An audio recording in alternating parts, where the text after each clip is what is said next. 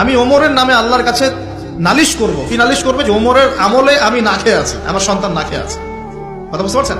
এই কথা শোনার সাথে সাথে ওমর রাদিয়াল্লাহু আনহুর মানে বুকে আল্লাহ পাকের ভয় চলে আসলো, হৃদয় প্রকম্পিত হলো। প্রকম্পিত হওয়ার পর তিনি নিজে চলে গেলেন মদিনায়, যেটাকে বলি আমরা বাইতুল মাল, মানে রাষ্ট্রীয় সম্পদ যেখানে থাকতো ওটাকে বাইতুল মাল বলা হতো। সেখান থেকে একটা আটার বস্তা নিজের কাঁধে উঠিয়েছেন, উঠিয়ে নিজে পায়ে হেঁটে ওই মহিলার বাসায় যাচ্ছেন।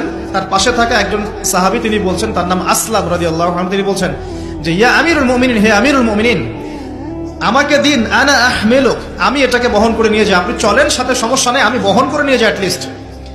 তখন ওমর রাদিয়াল্লাহু আনহু বলছেন, দিলের কান দিয়ে শোনেন কথাগুলো, ওমর রাদিয়াল্লাহু আনহু বলছেন, হাল আনতা তাহমিলু উযরি ইয়াউমাল কিয়ামাহ, তুমি কি কিয়ামতের মাঠে আমার পাপের বোঝা বহন করবে? সুবহানাল্লাহ, চিন্তা করে দেখেন।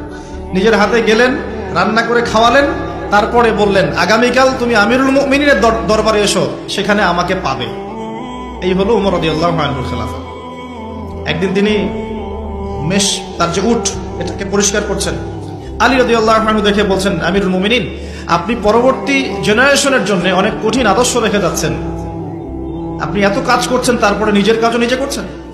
তখন ওমর রাদিয়াল্লাহু আনহু বলছেন, ওয়ালা তালুমুনি ইয়া আবুল হাসান, হে আবুল হাসান, আমাকে এভাবে বিব্রত করো না, কারণ আমি ভয় করি যে আমি যে অর্ধবিশ্ব শাসন করছি, তারপরে আমি ভয় করি যে আমার এই শাসনের আন্ডারে যদি একটা রাখালও না খেয়ে মারা যায়, আমি ভয় করি আল্লাহ এর জন্য আমাকে জবাবদিহি করাবে। আরেকটা বলে শেষ করে দিই, আমর ইবনে আস রাদিয়াল্লাহু আনহু, তিনি একজন গভর্নর, কোথাকার? মিশরের। কার আমলে আছেন? ওমর রাদিয়াল্লাহু আনহুর সময়। তো তার ছেলের নাম হচ্ছে মুহাম্মদ। তো সেই মুহাম্মদ আমর ইবনে আসের ছেলে রাদিয়াল্লাহু আনহু।